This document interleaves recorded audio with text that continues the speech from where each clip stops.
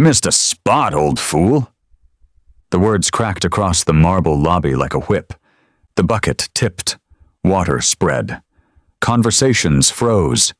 And every eye turned toward the janitor who refused to break. At the top of the staircase stood Ryan Hale. 32 years old, worth millions, and acting like it. Cold stare. Perfect suit. A king looking down at a man he thought was nothing. "Your job?" Ryan sneered, circling him. "Right, cleaning up after people who actually matter." The interns laughed until Samuel finally lifted his head and met power with calm. "Some people work to live," he said softly, "and others live to prove they're better than the people who do."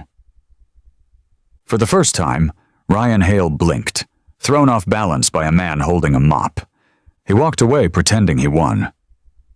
But something inside him cracked, because later that night, the same CEO who mocked Samuel Brooks would follow him through the rain, to a tiny house glowing with a warmth money could never buy. And what Ryan saw through that window would dismantle everything he thought he knew about wealth, pride, and the value of a man. This is Hidden Black Echoes, where the stories of struggles are told, the rise and the voice of those the world tried to silence. If you believe dignity isn't measured by titles or paychecks, but by the quiet strength of those who keep the world standing while others overlook them, hit like and subscribe, because in the next few minutes, you'll see how one humble man's truth shook a millionaire awake and changed 2 lives forever. Samuel finally lifted his head after many words of humiliation. His calm brown eyes met Ryan's, steady, unflinching. "Some people work to live," he said softly. "Others live to prove they're better than the people who do." A flicker, barely visible, crossed Ryan's expression. He wasn't used to being answered, certainly not by a janitor. But before he could retort, the elevator doors slid open, and the sound of chatter broke the tension. Ryan adjusted his cufflinks, his voice dripping disdain. "Clean this up before the board arrives. I don't want the place smelling like bleach and regret." Samuel watched him walk away, his reflection stretching long and lonely across the wet floor. A younger janitor, Marcus, hurried over. "Man, why do you let him talk to you like that?" Samuel wrung out the mop, his movements slow, deliberate. "Because getting angry won't clean the floor, son." Marcus frowned. "Still, that guy's a jerk. He acts like you're invisible." Samuel smiled faintly. "Then he's the one missing the view." By noon, the tension had already faded for everyone but Ryan.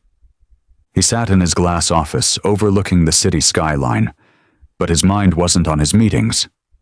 For some reason, that old man's words kept echoing. Some people work to live. He shook it off, scrolling through his phone. New deal signed. Another contract closed. Record profits. He should have felt powerful. But somehow the office felt smaller than usual. Downstairs, Samuel worked silently, every motion precise, every corner spotless. He moved with the grace of someone who'd done this for decades, but with purpose, not defeat. When the last employee left that night, Ryan stepped into the empty hallway, jacket slung over his shoulder. The sound of a mop swishing echoed faintly. He followed it, curiosity gnawing at him despite himself. There was Samuel, still working, humming an old tune as he polished the last tile. A small transistor radio sat beside him, playing faint jazz. Ryan leaned on the wall, arms crossed. "You enjoy this?" Samuel didn't turn. "Doing something well always feels better than doing nothing at all." Ryan scoffed. "You could have retired years ago." "Maybe, Samuel said quietly, "but my girls still need shoes, and sometimes purpose keeps you alive longer than comfort." Ryan frowned. "Your girls?" Samuel just smiled. "Triplets, 12 years old. Keep me busier than this job ever could." Ryan blinked, surprised. "Triplets? And you're still working here?" Samuel chuckled softly. "Life doesn't hand everyone the same cards, Mr. Hale. Some of us learn to play with what we've got, and still win a few hands." Ryan's mouth opened, but no words came. For once, he didn't have a clever reply. Samuel rinsed his mop one last time and said, "Good night, sir." Then he picked up his old lunchbox and walked toward the exit, shoulders straight, steps slow but sure. Ryan watched him leave, the old man's reflection fading into the glass doors, disappearing into the night. Something about that image stayed with him, longer than it should have. He stood there for several seconds, staring at the janitor's empty bucket. And for reasons he couldn't explain, the thought crossed his mind. What kind of man works that hard for so little, and still walks with pride? Ryan didn't know it yet, but by following that question, he was about to follow Samuel Brooks into a truth that would change his life forever. The city had already gone to sleep. Rain fell in soft, steady sheets, turning the streets into mirrors of light. Ryan Hale's black sedan idled outside the office, engine humming quietly. He should have been home hours ago. His penthouse waited, spotless and lonely. But something about that janitor wouldn't leave his mind. He'd watched Samuel Brooks push that mop down the hallway, humming, smiling, not an ounce of bitterness in him. It didn't make sense. Ryan was the kind of man who didn't believe in mystery. He bought answers, signed them, and filed them away. But tonight, he wanted to understand. "Just a look," he muttered to himself, pulling on his coat. "Just to see where he lives." He followed from a distance as Samuel boarded an old city bus. The old man sat by the window, holding his lunchbox on his lap like it was gold. His posture was upright, almost proud, even as tiredness pulled at his eyes. Ryan's car trailed the bus through the rain-slick streets, past glass towers that gave way to aging apartment blocks, then to narrow lanes where neon lights flickered out. The further they went, the quieter it became. By the time Samuel stepped off the bus, Ryan was gripping the steering wheel tighter than he realized. The neighborhood looked half forgotten. Cracked sidewalks, shuttered stores, streetlights buzzing weakly in the drizzle. Samuel adjusted his worn jacket and started walking down a narrow path between two old buildings. Ryan parked and followed on foot, keeping his distance. He felt ridiculous, a millionaire CEO sneaking through puddles behind a janitor. But something in his chest told him not to turn back. He followed Samuel around a corner, then stopped.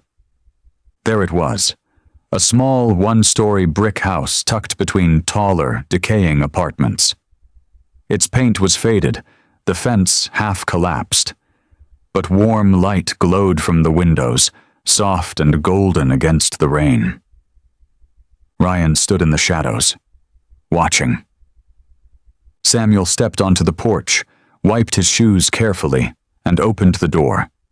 The faint sound of laughter spilled out, 3 bright, innocent voices calling, "Daddy!" The old man's entire body changed. The weariness melted from his shoulders. He smiled, a real glowing smile that didn't belong to the janitor Ryan saw earlier. He crouched as 3 little girls came running, identical triplets, maybe 12 or 13, their curls bouncing as they threw their arms around him. Their clothes were simple, a bit worn, but their faces were joy itself. "Easy now, you'll break my ribs," Samuel laughed, pretending to stagger. "You're late again," one of them said, pouting. "I had to finish cleaning the big man's castle," he teased. Ryan froze in the rain. The big man. He knew exactly who that meant. Inside, Samuel placed his lunchbox on the table, and to Ryan's shock, it wasn't empty. He pulled out 3 sandwiches wrapped in napkins. "Dinner, my queens." "You didn't eat again, did you, Daddy?" asked one of the girls. Samuel smiled. "Don't worry about me. I had plenty." Ryan knew he hadn't. He'd watched him skip lunch that day, working straight through. The girls ate happily, chatting about school, and Samuel listened with full attention, nodding, smiling, laughing at their stories as though nothing else in the world mattered. Then the lights flickered. Samuel looked up, calm. "Don't worry, it's just the rain." He lit a candle and continued their bedtime story as though the darkness didn't exist. From outside, Ryan felt something tighten in his throat.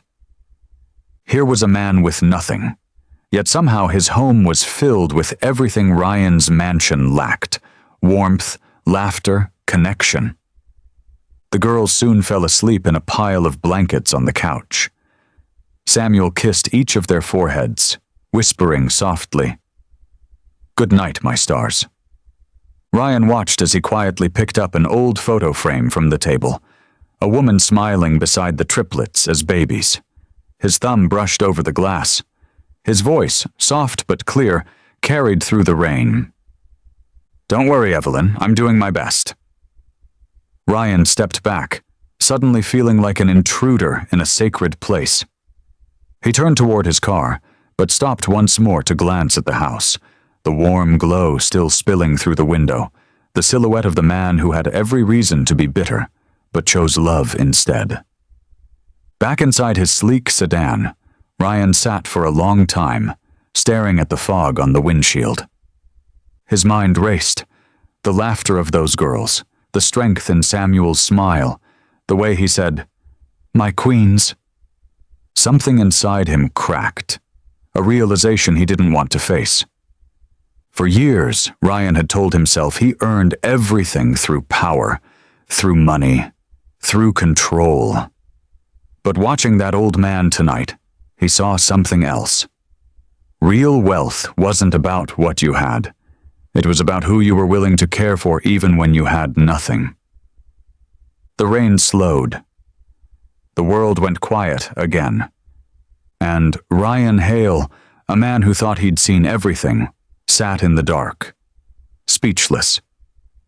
He didn't know it yet, but the next morning, his world and Samuel Brooks would collide in a way neither of them could ever forget. The next morning, sunlight cut through the mist, sharp and golden. Ryan Hale sat at his office desk, but his mind wasn't in the glass tower overlooking the city. It was still on that narrow street, that tiny brick house glowing in the rain. He'd barely slept. Every time he closed his eyes, he saw Samuel Brooks smiling through exhaustion, saw those 3 little girls laughing like the world couldn't touch them. Ryan's assistant, Jenna, stepped in holding a tablet. "Mr. Hale, you've got the quarterly call in 10 minutes. Also," she hesitated, "security mentioned you were seen leaving the building after midnight." Ryan waved it off. "Personal errand?" Jenna frowned, but nodded. "And the janitor, Samuel Brooks, called in late. First time in years." Ryan's brow furrowed. "He's not here?" "No, sir. But he left a message. Said his kids weren't feeling well. He'll work overtime to make up for it." Ryan leaned back, staring at the skyline. A man that loyal, still apologizing for taking care of his children? It didn't sit right. By noon, he couldn't take it anymore. He grabbed his coat and keys, ignoring Jenna's protests. The drive across town felt shorter this time. The same cracked sidewalks, the same flickering streetlights. Only now, daylight showed what rain had hidden. The peeling paint, the small garden of wilted flowers by the porch, the old swing made from rope and wood. He parked across the street. The front door was open slightly, and laughter, faint but real, drifted out again. He hesitated, then stepped forward.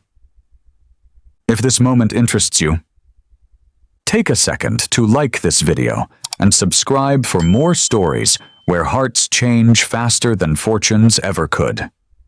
Your support helps us keep sharing voices that deserve to be heard. Samuel was kneeling by the porch, fixing a loose railing. His shirt sleeves were rolled up, his hands rough and scarred from years of labor. When he noticed Ryan, his expression shifted from surprise to confusion. "Mr. Hale," he said, standing. You're far from downtown." Ryan smiled awkwardly. "I was in the area." "In this area?" Samuel raised a brow, half amused, half suspicious. Ryan chuckled, embarrassed. "Okay, not exactly. Look, I'm sorry for showing up unannounced. Before he could finish, a voice from inside called out, "Daddy, who's that?" 3 identical heads peeked out from behind the screen door, wide-eyed, curious, and bold. "This," Samuel said, setting his tools aside, "is my boss." The girls gasped, whispering among themselves. One of them, the boldest, stepped forward and said, "You're the man from the big building, aren't you? Daddy says you own the place with all the shiny floors." Ryan laughed. "That sounds about right." The smallest of the 3 tugged on her sister's sleeve. "Can we show him our dance, Daddy?" Samuel hesitated. "Girls, he's busy." But Ryan held up a hand. "Actually, I'd love to see it." Within seconds, the girls dragged him to the small living room. Mismatched furniture, walls lined with family photos, and the faint smell of pancakes still in the air. A radio hummed in the corner as the triplets started their routine, spinning and laughing, their movements clumsy but full of joy. Ryan couldn't stop smiling. He'd sat through board meetings worth millions, but nothing felt as genuine as this. When the dance ended, the girls bowed dramatically, giggling. "Did we do good?" one asked. "The best performance I've seen all year," Ryan said sincerely. Samuel shook his head, chuckling. "They think life's a stage. Their mama used to teach them little skits before she passed." Ryan's chest tightened. "I'm sorry." Samuel nodded quietly. "It's been hard, but they keep me going. Cleaning floors is nothing when you come home to this." Ryan looked around. The photos, the handmade art on the fridge, the laughter that filled every inch of space. It was humble, imperfect, and alive. "You've done something remarkable," Ryan said softly. "Most men in your shoes would have given up." Samuel met his gaze, steady and proud. "I can't afford to give up. They're watching me. How I work, how I treat people, that's their education." Ryan was silent for a long moment. Then, almost reluctantly, he said, "You deserve more than this, Samuel." The old man smiled. "Maybe, but I already have what matters." Ryan looked at him, really looked, and realized he was standing in front of the richest man he'd ever met. Outside, the triplets ran into the yard, their laughter echoing under the afternoon sun. Ryan stood there, watching the scene like it was a mirror reflecting everything his own life lacked. Warmth, meaning, peace. He finally said, "Samuel, I want you to come to the office tomorrow. Not for cleaning, for something else." Samuel frowned. "Something else?" Ryan nodded slowly. "Trust me, it's time someone else took care of you for a change." And for the first time since his wife's death, Samuel Brooks didn't know what to say.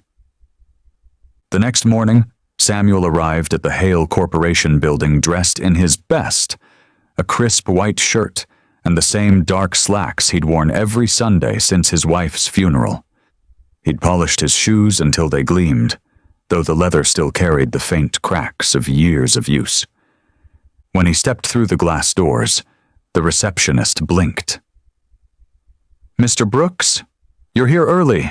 The janitorial shift doesn't start for another hour." "I'm not here to clean," Samuel said quietly. "Mr. Hale asked me to come." Her eyes widened. "The CEO?" He nodded. "Said he had something for me?"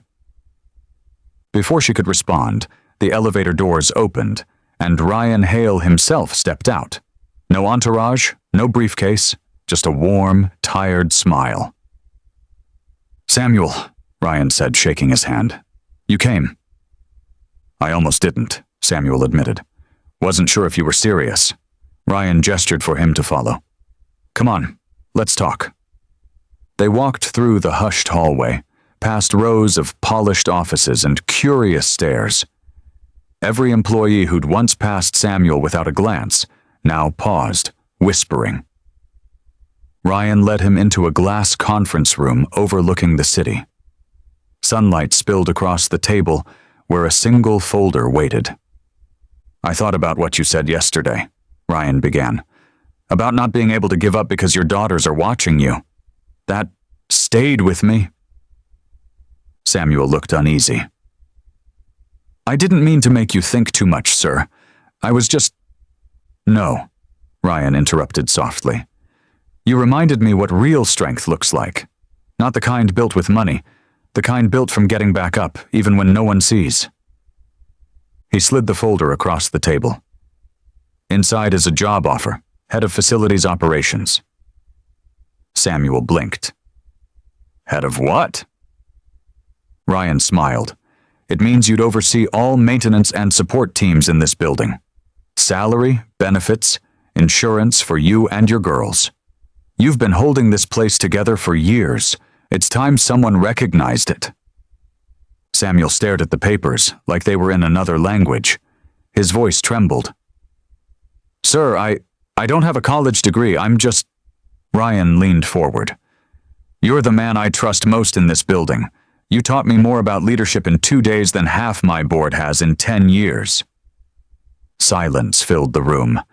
Outside, the city hummed. Cars moving, lives unfolding. But in that moment, everything stood still. Samuel's hands shook slightly as he picked up the pen. "If this is a dream," he said, voice breaking, "I don't want to wake up." Ryan smiled. "Then don't. Just sign it." When Samuel finished, Ryan stood and extended his hand. But Samuel didn't shake it. He pulled him into a hug instead, firm, grateful, human. "Thank you," he whispered, "for seeing me." Ryan swallowed hard. "No, Samuel. Thank you for reminding me what matters." Outside the glass walls, the entire floor had stopped pretending not to look. But for once, no one said a word. 3 months later, the Hale Corporation building felt different. The walls gleamed brighter, not from new paint, but from care. The staff walked taller, not from fear, but from pride. And in the middle of it all, Samuel Brooks walked through the lobby not as a janitor, but as head of facilities operations, his ID badge now edged in silver. He wore the same humble smile, still greeted the security guards by name, still carried his old key ring out of habit. But behind him, there was something new. Respect. Ryan Hale stood near the elevator, watching. "Still doing your own rounds, Mr. Brooks?" he teased. Samuel chuckled. "Some habits don't die easy, sir." Ryan stepped forward, lowering his voice. "You know, you've made this building feel alive again. It's strange. Money couldn't fix that, but you did." Samuel shrugged lightly. "Money builds things, sir. People keep them standing." Ryan smiled faintly. "And your daughters? How are they adjusting?" A light came to Samuel's eyes. "Better than ever. The girls keep saying they want to visit again, but I told them the big city's not ready for 3 whirlwinds like them just yet." Ryan laughed. You might be right. A chime sounded from the lobby. Ryan turned toward the doors. Speaking of surprises. The glass doors slid open, and there they were. 3 little girls with bright brown faces and matching dresses, holding a handmade banner that read, "Congratulations, Daddy," in glitter paint. Behind them, Samuel's neighbor waved shyly from the doorway, holding an umbrella. Samuel froze mid-step. Girls! "Daddy!" they squealed, running across the marble floor straight into his arms. He dropped to one knee, hugging them tight, tears glinting behind his glasses. Ryan watched, emotion thickening his throat. The staff nearby smiled. Some even clapped softly. The eldest, Zoe, handed her father a brown envelope tied with ribbon. "We made this at school," she said proudly. Inside was a drawing, their small house with flowers on the windowsill, the 3 of them in front of it, and a tall man beside them labeled Mr. Hale above in a child's handwriting. Family means those who don't walk away. Samuel's breath caught. He looked up at Ryan, speechless. Ryan blinked hard, his usual polished composure faltering. I don't deserve to be in that picture," he said softly. Samuel stood, holding the drawing carefully. "Maybe not yet," he said, "but you're trying, and that's what my girls see." The building buzzed with quiet applause. Even the receptionist wiped her eyes. Ryan took a deep breath, turning to his assistant nearby. "Cancel my next 2 meetings." "Sir?" "I'm taking a field trip," he said simply. "With the Brooks family." The afternoon sun stretched golden across the neighborhood where Samuel lived. It wasn't much. A row of small, weathered houses, laughter spilling from open windows, the smell of home-cooked meals in the air. The triplets ran ahead, barefoot on the cracked pavement, giggling as they chased each other with sticks pretending to be magic wands. Ryan followed beside Samuel, his expensive shoes clicking against the worn path. "This is where you live?" Ryan asked quietly. Samuel nodded. "Where I raised them. Where I buried my wife. Where I learned that peace don't come from what you own. It comes from who you come home to." Ryan looked around, at the peeling fences, the old oak tree shading the porch, the small hand-painted sign that read, "Brooks Family, built with love." He swallowed hard. "It's beautiful," he said truthfully. Inside, the living room was small but warm. The furniture mismatched, the walls lined with the girls' drawings. There was no marble, no chandeliers, but there was life in every corner. The girls ran to the kitchen, showing Ryan the cookies they'd baked. "Try one, Mr. Hale," Lily said, grinning. Ryan bit into one, surprised. "These are incredible." "Mommy's recipe," Zoe said softly. "Daddy says she's watching us when we laugh." Samuel looked down, his voice quiet. "She'd have liked you, sir. You listen more than most." Ryan smiled faintly. "I'm learning." They sat on the porch as the sun began to dip, painting the sky in amber and gold. Ryan glanced at the old swing set in the yard. "You know," he said, "I've spent years trying to buy peace, but sitting here, I think I finally found it." Samuel chuckled. "Peace ain't for sale, sir. It's earned, one honest day at a time." Ryan turned toward him, expression thoughtful. "What if I told you I had a proposal? Something bigger than the company?" Samuel raised a brow. "You already gave me more than enough." Ryan shook his head. "Not for you, for them." He nodded towards the girls, now dancing barefoot in the fading light. "There's a new scholarship program I've been funding, for the children of essential workers. But I want to rename it."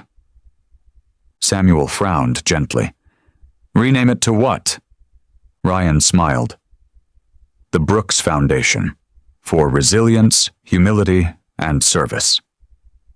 Samuel blinked, completely still. "Sir, I don't know what to say." "Say yes," Ryan said quietly, "because your story deserves to live beyond these walls. I want every child who feels unseen to know they matter, that they can rise, like you did." For a long moment, Samuel couldn't speak. The triplets came running back to him, hugging his legs. He looked down at them, his reason, his world, then up at Ryan, his voice trembling. "If she were here," he said, glancing at the sky, "my wife would have told me to say thank you. So, thank you, Ryan." Ryan stood and extended his hand again, not as a CEO, but as a man. Samuel took it firmly this time, both of them silent under the soft wind. The girls twirled around them, their laughter rising with the rustling trees. And for the first time in a long, long while, both men felt something neither of their worlds had given them in years: peace. Because kindness, once given freely, has a way of coming home. If stories like this remind you that real success isn't found in power or prestige, but in compassion, gratitude, and the courage to lift others with you, hit like and subscribe, so you never miss the next story where humility rewrites destiny and kindness finds its way home.